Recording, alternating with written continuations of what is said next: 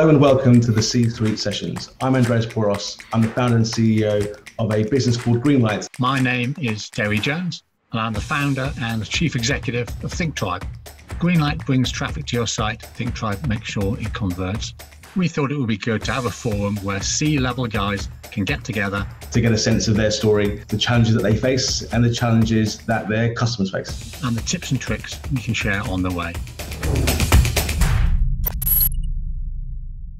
Today we're joined by Joe Bush, who's CEO and founder of a great business called The Chat Shop. Joe, can you introduce yourself and talk a bit about The Chat Shop? Yeah, of course. So as you mentioned, I'm Joe. I'm the founder of the Chat Shop. We started up about 9 years ago, and we're a full-service conversation agency. So our core focus is around growing businesses through the power of conversation, and we cover the full spectrum of all things chatbots, and so on. My team work with a mix of kind of fast-growth startups and publicly listed firms to kind of support their conversion and customer delight through chat. I think the interesting thing is that all of us on the call now interact with the client journey in different ways. And it's these kind of conversations that make you realize how reliant we all are on each other without even realizing it. And me and Deri speak about this quite regularly. Interesting. So, obviously, Deri and his team at Tribe, their job is to make sure that sites stay up and stable and there are no technical impediments to commerce. And then my team at Greenlight drive traffic through advertising, SEO, and those kind of things into the sites. And then so I'm reliant, therefore, on Deri's team, making sure that I'm sending traffic to something that's staying up, that can deal with load and scalability. But then after the point where me and my team step back, and then the customer has to then try and find a way to convert or be satisfied, that's when your team, Joe, typically kind of kick in to fulfill that end of the relationship with clients. So it's great to kind of think about that relationship between those things. And typically, when we experience it with our clients, we find that conversion rates are often hard to improve. And we spend lots of time with doing crow and technical changes, and I'm sure Deri does the same thing with his team. Yeah. And what we don't often get a sense of is what happens when the customer wants to have a conversation and triggers that conversation. And it's always struck me that there's such a wide range of experience that people have with, be it on-site chats with humans or with chatbots. Why do you think there is such a broad range of experience, from that really great, satisfying, problem resolved, big tick, to that people being frustrated and actually often that chat function doing more harm than good in some cases? Yeah, really interesting question. And I think what we've found is chat is often a bit of an afterthought for people. They don't realize that actually is that key missing link in that full customer journey. Often when people are trying to grow their business, their main focus is on driving more traffic, because more traffic means more sales or more leads. I think what people often forget is the fact that chat is quite a key part in that decision-making funnel. And because it's not always a focus point for people, it doesn't have the time and attention it needs to be able to really get it off the ground and drive proper results. We're in quite a fortunate position in terms of we've spent 9 years thinking about one thing, which is how can we deliver a good chat experience. And we've learned across different markets and different business sizes and customer types that it's actually quite a difficult thing to get right. We're all individuals. And I think businesses often forget the fact that we all have individual needs. And so one size fits all approach doesn't work, which is often the challenge with chatbots, is they tend to be quite linear, quite restricted in the way they function. Whereas because our needs are so unique, the kind of a more tailored approach needs to be placed onto chat. I think the other thing to remember is chat is often seen as a cheaper option over and above phone and email. And so the way it's kind of designed is around meeting short-term cost-saving needs, whereas the reality is if you put proper energy into it and really consider the information and knowledge you have and map out those journeys, identify who you should be engaging with at what time, with what message, and then how that then feeds through to the business outcomes. And keeping that front of mind can really help you get the best results out of all things chat. I think with some of the bad experiences people have had. So I had an experience yesterday with FedEx. I don't mind saying who it was. where I had the delivery that was due to arrive and it didn't arrive. So I go onto the website to try and obviously find out what's happened to my delivery, if it's delivered or not. And I was given a chatbot, no other option beyond the chatbot. So then I'm having this conversation, I say conversation in the loosest possible way with this chatbot, delivery. And it said, your delivery is still due to be delivered, and it'll be delivered by 12 a.m. tomorrow, or at 12 a.m. tomorrow. So clearly in my mind, what it's done is it thinks the delivery is coming tomorrow, and the earliest time tomorrow is 12 a.m. So it being a machine goes, it's obviously you're going to receive it at 12 a.m. So then I respond back and say, well, I don't think it is going to be 12 a.m. because what's coming would have been chilled and actually would probably be sent back now to the place that it's come from because it can't survive for too long chilled. And so then the chatbot then didn't know how to respond to that, and then repeated itself again and again and again. So then there's me insulting a chatbot just from sheer frustration, and then apologizing to the chatbot for being rude as well. So it goes kind of this loop of actually being a really horrible experience, and having no option really of speaking to a real person or getting any kind of feedback. So then I'm stuck there just waiting to see if this package does arrive at any point, and no real means of contacting anybody else. So then you contact the actual retailer who says, well, it's not our problem, it's FedEx's problem now, we can't really do anything about it. Is that an issue of implementation, or is it an issue of just technology not being as good as it could be, or is it entirely my fault for expecting too much? It's a surprisingly common problem. With chatbots especially, they're only as good as the way they're programmed. And the media will portray this whole idea of AI, machine learning, it's going to take over our jobs. You'll never need anyone in a customer-facing role. But the reality is there always has to be someone behind the chatbot to program it and set it up to be able to handle those sorts of interactions.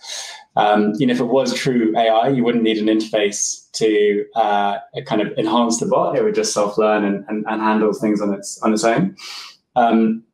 And kind of what you just described is a prime example of an edge case, something which doesn't come up every day. Well, it probably does come up every day with FedEx, but the language you're using is very natural, and a chatbot just can't interpret that unless it's been programmed to interpret that.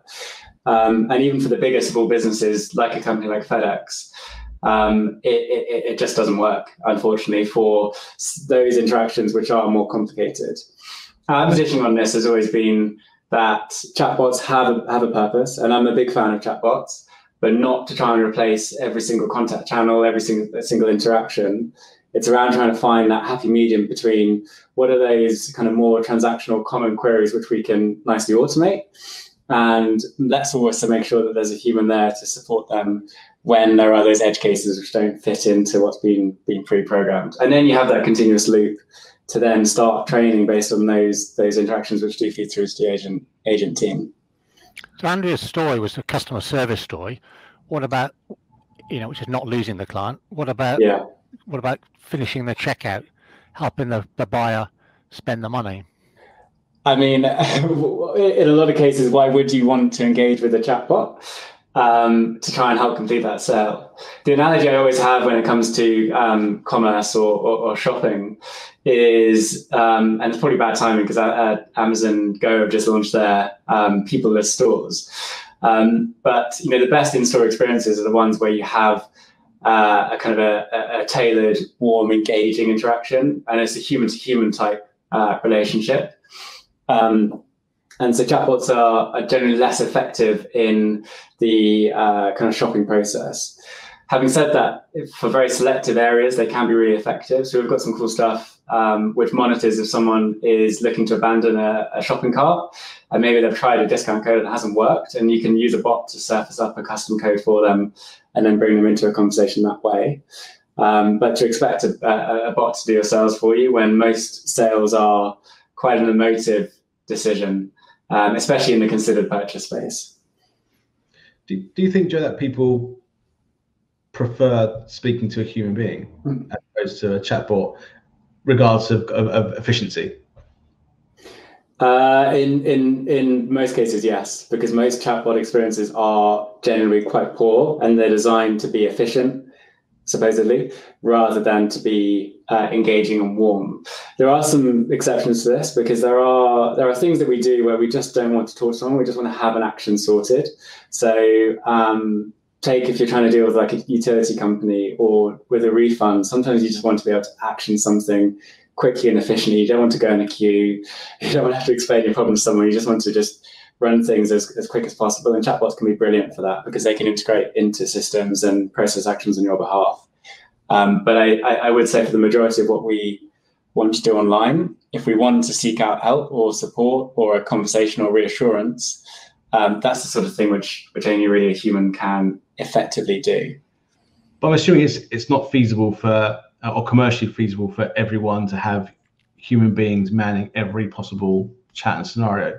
So then a mixture of chatbots and human chat would be the optimal thing. It's just that both need to be executed exceptionally well, ultimately.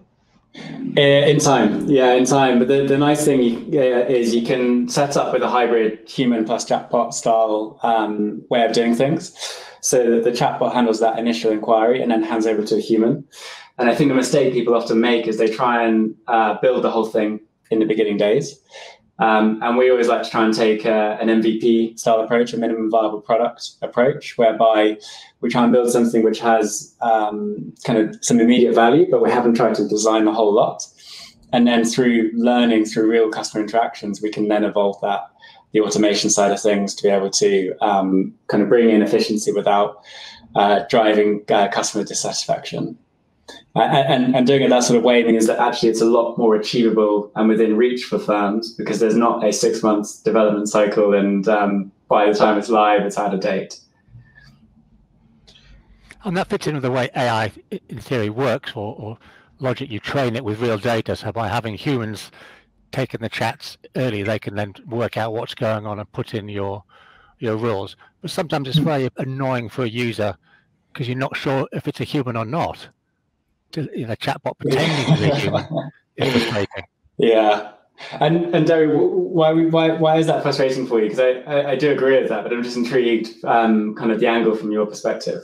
I mean, maybe I'm not a typical shopper because I know too much about the moving parts that go on behind a website.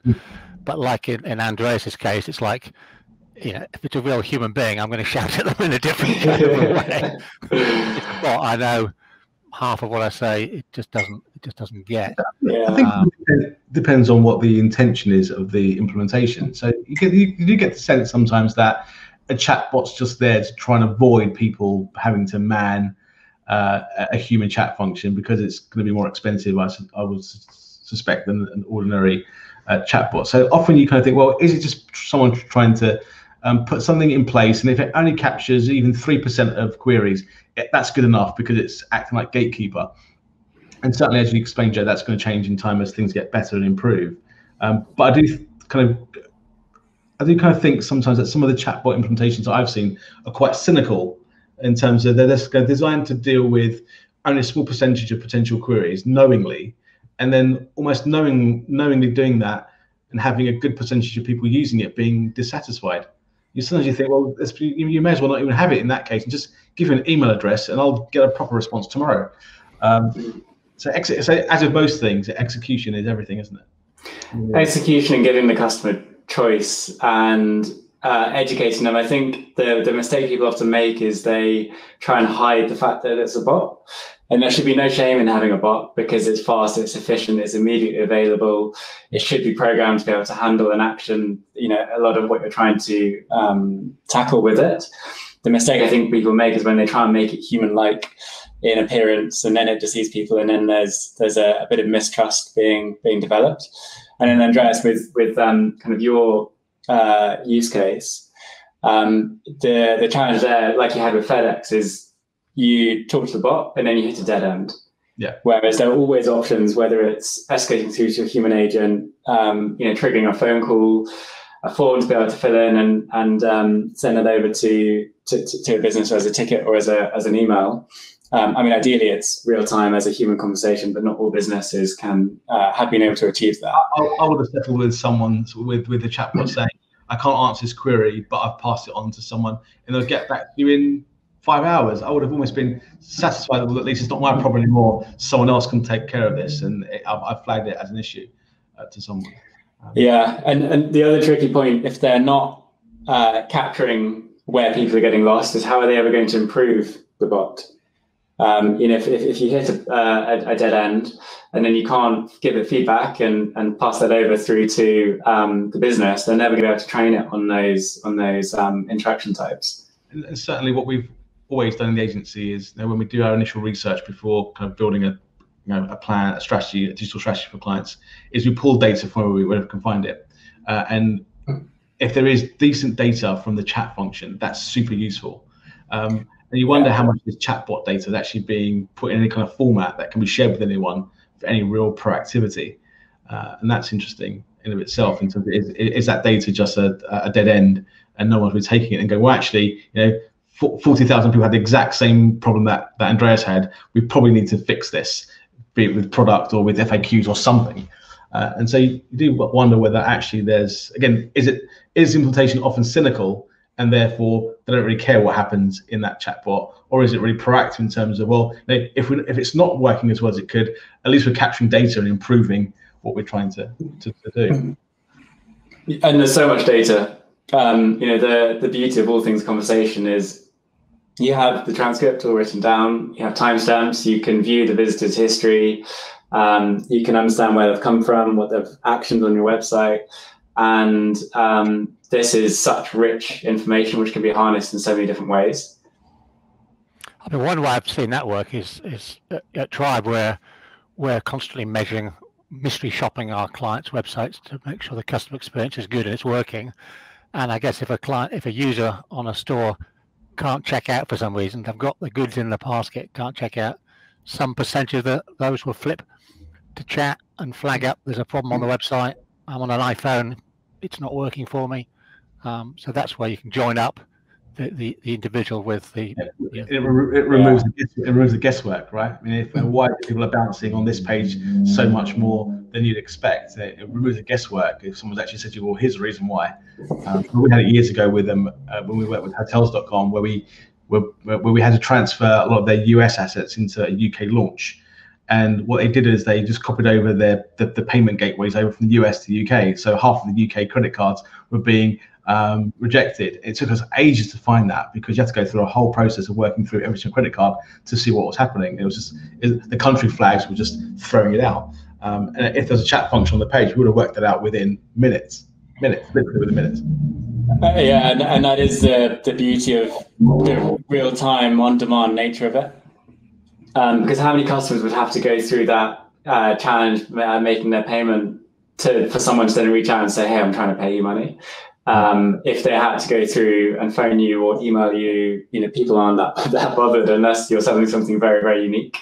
Whereas on chat, it's quick, it's easy, they can hopefully get it resolved. Which kind of leads to my final question of this section, which is around, do you find that selling chat to corporates or less than corporates, whether it's now become quite a commoditized space where cost becomes the key determining factor of who people use or otherwise? Because obviously if you're doing chat properly, you're saving money, making more money, and we find it in our sector, and I'm sure Deri does too, where when sectors mature a bit, then what you're finding is things do become more commoditized, and everyone seems like they're doing the same thing, so then cost becomes the key differentiator. Yeah, and it's been an interesting journey, I think, for us, because when we first started about 9 years ago, we were the only provider doing what we did. And over the years, we've had a fair few competitors crop up in the market, and their approach tends to be to try and race to the bottom of price, and we don't compete on price. We're not set up to give you the very cheapest service. The business is a lot more than just a team of chat agents, and a lot of energy goes into having a proper strategy, analyzing the insights, finding the right team members, as all native English, UK and US based, client relationships, and so on, to kind of really make sure that we are hitting on two core goals, which is, are we delivering a great customer experience, and are we delivering the business a return on investment? And that's the kind of area we compete in. But one of the things we've been looking at recently has been how can we better display that to the world? When everyone's offering the same sort of thing, live chat outsourcing, chatbot building, we've been looking at how can we take it up another level and have something which is a lot more compelling and focus more on the reasons why our clients work with us. So we're going through a bit of a transitionary period at the moment to move away from live chat outsourcing and over to more much more focused propositions, which are tailored to individual kind of use cases. So we've got one around lead generation, one around commerce, one around support. And with that, there's a mix of kind of strategy, technology, and process to be able to have something which is very tailored to specific business uses. So it becomes more about value as opposed to cost, which is always the right thing. And I think we all suffer it with when we're pitching and talking to procurement departments, trying to make them understand what the difference is between value and cost. And every now and again, you get that great procurement person who really knows their job. We had one recently where we were negotiating on price, and then the procurement person turned around to me and said to me, "Look, don't worry about the price. We're not buying carpet." And so and that was the first time for years. So I was like, "Thank you. We can start talking about growing your business now, talking about investing in the future, doing all those great things, as opposed to can you do it cheaper? Can you do it cheaper?" So again, certainly what you do, Joe, it lends itself to that value versus cost, because for me, it's an integral part of that client experience, that customer experience, which is so important. Which again, my team and Deri's team rely on your end doing its job, so it makes everyone else look good as well. Yeah. I mean, what I see a growth areas is the big heading of customer experience. Organizations are wanting to invest in that because they recognize that the online world is so competitive. To have unique products, to have unique services is hard, but the last big economic battle is over who's got the best experience that feels best when I'm using it or buying it. And so online experience, as well as on in-store, on telephone, but online. But the challenge we find sometimes is an organization is who owns that customer experience. You might in some cases have a customer journey director or manager, or it might be pushed to one side of the e-commerce or the merchandising or the digital team. So where do you fit in, and how do you demonstrate the customer experience value in the best way? So traditionally, I believe most people have generally fit in or competed on either quality, price, or convenience. They're I think the core areas that you can compete in. But I am a big believer in the fact that there's a fourth, which is all around experience. And ultimately, everyone has a responsibility for delivering a good customer experience. Whether let's take an e-commerce brand as an example, whether you're in the customer contact team or in the marketing team or in the dispatch team, every single touch point that a visitor has with that business is a chance to add or detract from that customer experience. And our positioning is generally on someone's very early interactions with the business. It's when they've recently come to the website and before they've necessarily become a customer. And our place is to try and deliver a warm, welcoming, engaging, and a person-to-person, a human-to-human type relationship, and make that person feel like they are the only one on the website at that point in time, and give them all the. How do you find in your client organizations? Do they?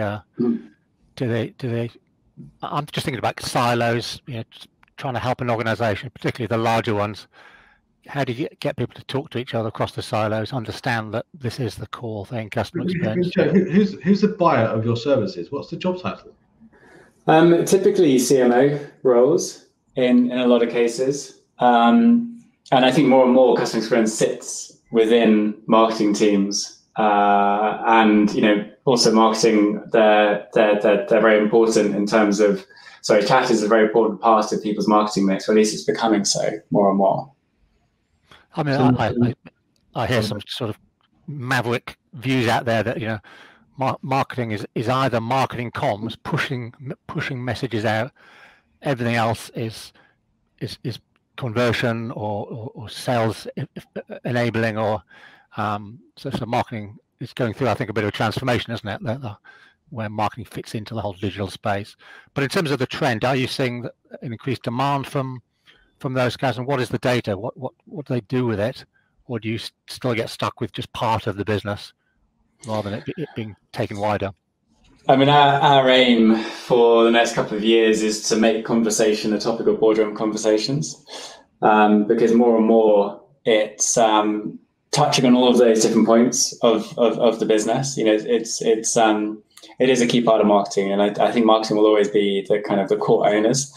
But the reality is, everything that conversation achieves can help the rest of the business achieve its objectives. So we are doing our best to try and build up links and relationships with various different people in our client organizations. It's always a bit of a slow and steady progress. What kind of data they like at the board level? How can you summarize it down? Good question. I think there's a few different elements to it. I think there's the kind of quantitative data, which I think everyone understands in terms of the impact on the conversion funnel, customer satisfaction, net promoter score, and that side of things. But I think the area which is becoming more interesting is the customer insights element of it.